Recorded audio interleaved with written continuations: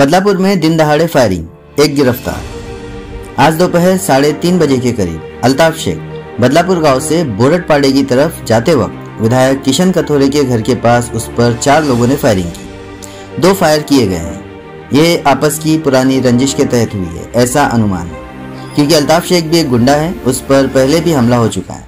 घायल अल्ताफ शेख को पुलिस ने एक निजी अस्पताल में दाखिल किया है, जबकि 4 में से एक हमलावर को बदलापुर पुलिस ने गिरफ्तार किया। ऐसी जानकारी डीसीपी सचिन गोले ने दी। बदलापूर पूर्व पश्चिम पोलीस स्टेशनमध्येची ही घटना आहे। दुपारी 3:30 वाजताचा हा प्रकार आहे। त्यामध्ये यातील जे फिर्यादी जखमी आहेत ते काही कामानिमित्त बाहेर जात असताना त्यांच्यावरती अज्ञात 3 ते 4 इसमांनी फायर केल्याची घटना निदर्शनास आली होती।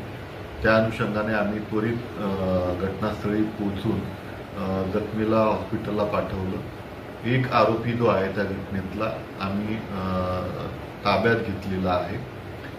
पुढील कायदेशीर कारवाई करण्याची प्रक्रिया आहे ती सुरू आहे आणि याविषयी या घटनेच्या मागचा नक्की काय उद्देश होता, मोटिव्ह काय होता आणि इतर काय आरोपी आहेत याविषयी सविस्तर माहिती जी आहे ती काही तासांमध्येच आम्ही देऊ।